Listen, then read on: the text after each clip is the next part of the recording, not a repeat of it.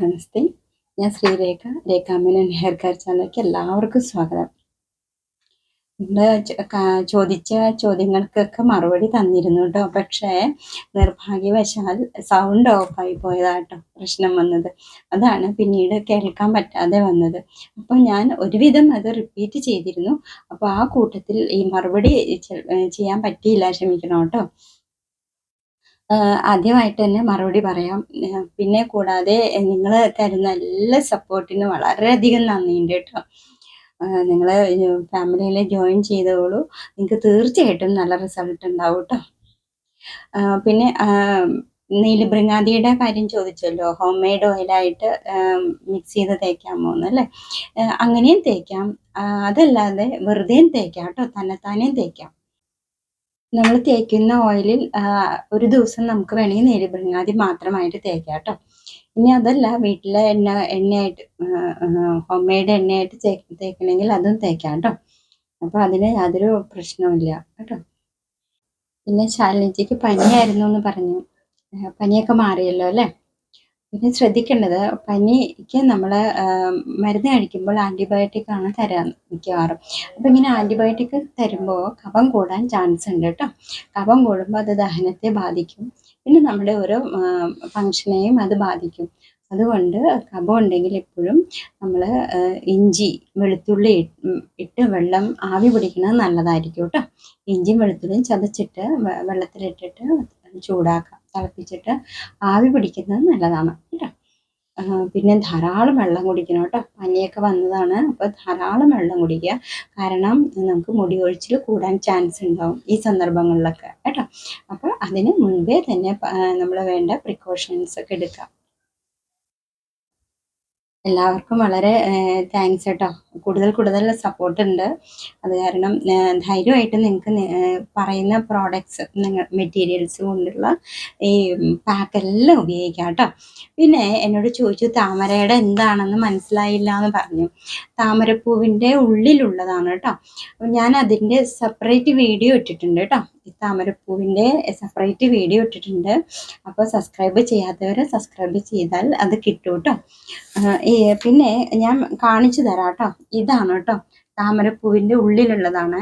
കണ്ടോ, ഇങ്ങനെ അരി പോലെ വരും. താമര അല്ലി എന്ന് പറയും, താമര പത്രം എന്ന് പറയും. അത് പലരും പല പേരിലാണ് കേട്ടോ പറയുന്നത്. അപ്പോൾ ഇതൊക്കെ ഞാൻ കളക്ട് ചെയ്തിട്ട് ഉണക്കി വെച്ചതാണ് കേട്ടോ.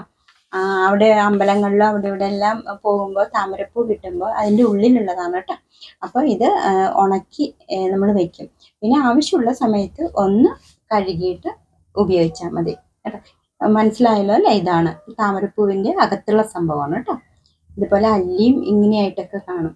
ഇതിനാണ് കേട്ടോ താമര അല്ലി എന്ന് പറയുന്നത്. ഇത് വളരെ ബെസ്റ്റാണ് കേട്ടോ.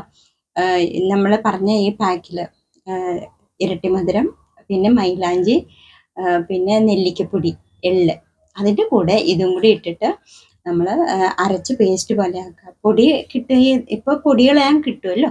അപ്പോൾ എള്ളും ഇത് മാത്രം പൊടിയുടെ കൂടെ ഇട്ട് ഒന്ന് അരച്ചെടുത്താൽ മതി.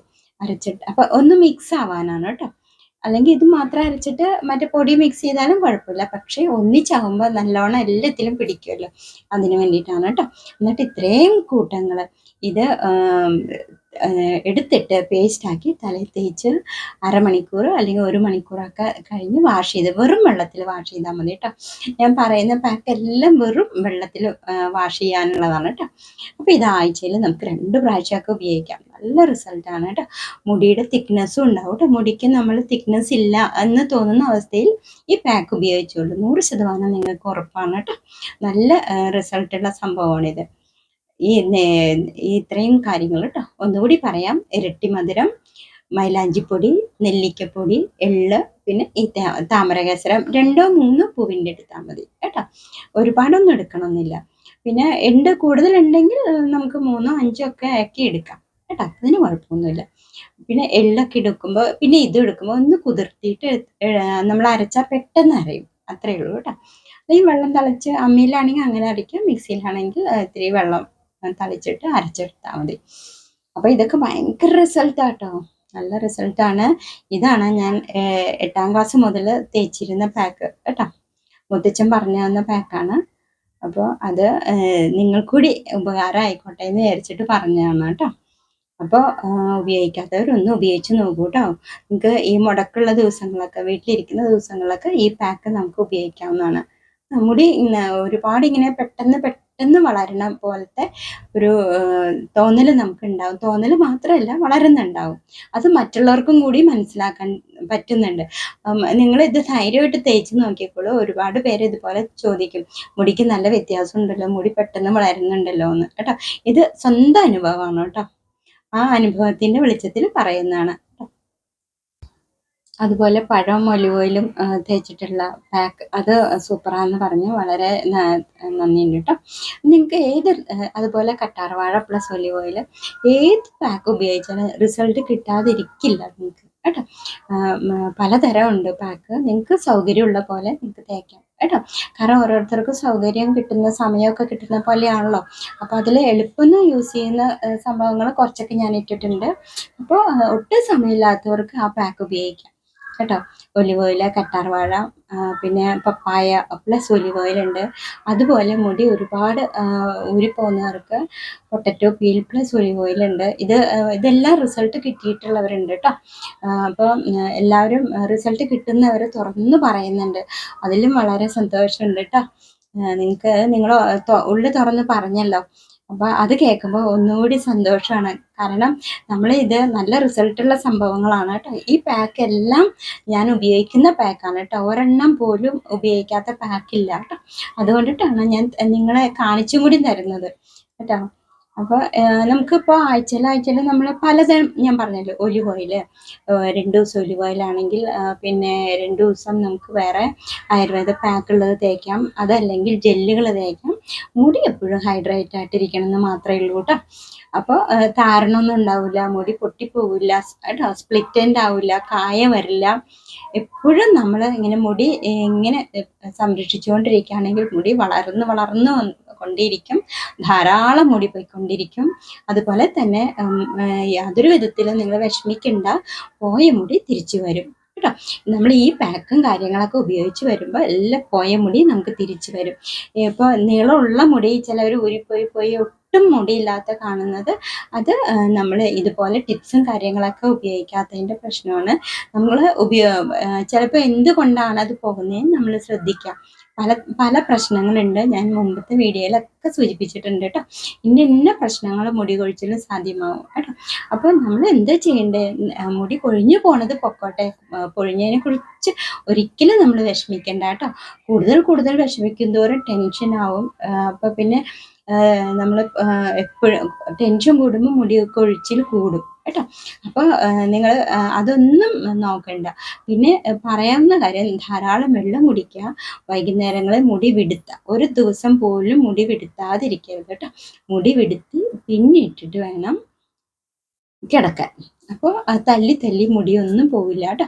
നിങ്ങൾ പരീക്ഷിച്ച് നോക്കിക്കോളൂ. മുടി വേണമെങ്കിൽ എണ്ണി നോക്കാം നിങ്ങൾക്ക്. കാരണം ഓരോ ദിവസവും നമ്മളിങ്ങനെ മുടി കെയർ ചെയ്ത് വരുമ്പോഴത്തേക്കും മുടി കൊഴിച്ചിൽ കുറഞ്ഞിരിക്കും കേട്ടോ. അപ്പോൾ അങ്ങനെ കൊഴിഞ്ഞിരിക്കുന്ന ഒരുപാട് പേര് അനുഭവങ്ങൾ പങ്കുവച്ചിട്ടുണ്ട്. അപ്പം അത് വളരെ സന്തോഷമുണ്ട് കേട്ടോ. ഇതൊക്കെ നിങ്ങളിങ്ങനെ പറയുമ്പോൾ, നിങ്ങൾക്ക് കിട്ടുന്ന റിസൾട്ട് പറയുമ്പോൾ എനിക്കതൊരു മോട്ടിവേഷൻ കൂടിയാണ് കേട്ടോ. നിങ്ങൾക്ക് തരുന്ന ഒരു മോട്ടിവേഷനായിട്ടും എനിക്ക് എടുക്കാൻ പറ്റും. കൂടുതൽ നിങ്ങൾ എനിക്ക് മോട്ടിവേഷൻ തരുന്നു, തിരിച്ച് ഞാൻ നിങ്ങൾക്ക് മോട്ടിവേഷൻ തരുന്നു കേട്ടോ. അപ്പോൾ ഇതൊക്കെയാണ് പറയാനുള്ളത്. ഒരുപാട് തരത്തിലുള്ള ടിപ്സും കാര്യങ്ങളൊക്കെ ഉപയോഗിക്കാം. അപ്പോൾ അതിൽ നമുക്ക് സൗകര്യം എപ്പോഴാണോ, എന്താണോ സൗകര്യം അത് ഉപയോഗിക്കാം. ഉപയോഗിക്കാതെ ഒന്നും ഇരിക്കരുത്. ജെല്ലുകൾ, പലതരത്തിലുള്ള ജെല്ലുകൾ ഞാൻ ഇട്ടിട്ടുണ്ട്.